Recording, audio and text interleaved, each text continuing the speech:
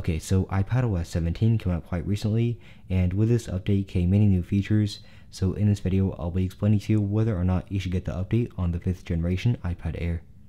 So first off, let's look over some of the important new features in iPadOS 17. And one of those new features are the lock screen customization. And you'll see that the customization is sort of like the one on the iPhone on iOS 16.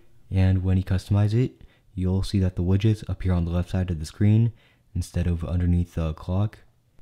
And also when you customize the clock, you'll see what's different from the iPhone is that you can also customize the boldness. And that's basically it for the lock screen. Now the Contacts app also got a huge update. So when you edit the profile picture, you'll see that the customization is sort of like the one on the lock screen. So you can create multiple profile pictures, but you can only set one at a time. Now there are also a couple new features on the home screen. First off, there's a brand new Health app, and this was previously only available on the iPhone, but it's now available for the iPad.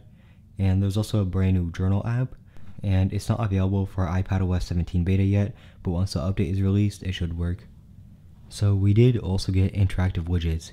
So for example, if I set a reminder, and then I go to the home screen, you'll see that I could actually set off the reminder without going into the Reminders app.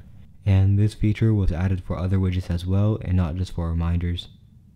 Now the Messages app actually got a ton of new features. First off, you could actually swipe right to a message to reply to it. And also, something you should note is that this button here no longer records the audio that you're saying, but instead it records the text.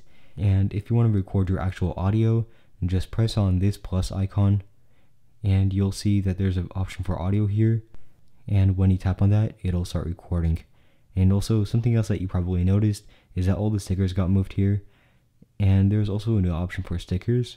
So when you tap on that, there's an option for emoji stickers, or you could create a sticker using the photos that you have. And that's basically it for text messages. Now this next feature is for Safari. So if you go into Settings, then into the Safari section, and you go down to here, you'll see there's options to make profiles, and you'll see I have one for home, work, and school. And this is what the customization looks like.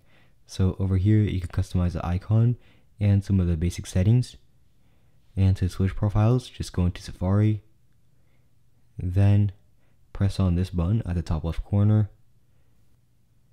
and tap on the button at the bottom.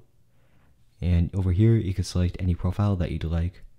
Now something else that I also noticed with iPadOS 17 is that when you search something up, it'll actually load a lot faster. This might not be true for all people, but it definitely is for me.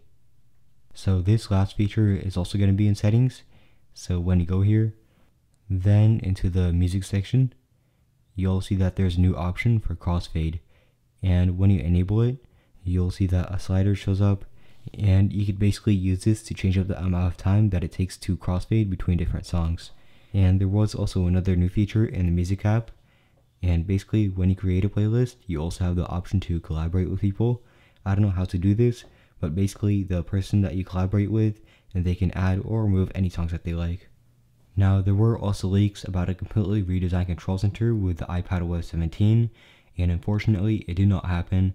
The only new feature here is just a slightly different design for the AirPlay button, but you can expect for a redesigned control center sometime soon. So should you get iPadOS 17 on your 5th generation iPad Air? Well, my answer is it depends. If you want to get the beta version because it's not actually out yet, then my recommendation is that you wait, because a lot of the features do not actually work yet. Like for example, the lock screen customization doesn't work very well because the wallpaper just disappears. And also the customization is just really laggy, and the battery is also going to be very awful in the beta version. So if you decide that you want to get iPadOS 17 beta and you want to know how to get it, then just go onto Safari and search for beta.apple.com and just go through all the instructions here, and afterwards you'll have iPadOS 17 beta. So if the update is already out at the time you're watching this, then my suggestion is that you do get iPadOS 17, because there's very little disadvantages, and the only disadvantage that I can think of is that the battery runs out a bit quicker. Now that is basically it for the iPadOS 17 review for the 5th generation iPad Air.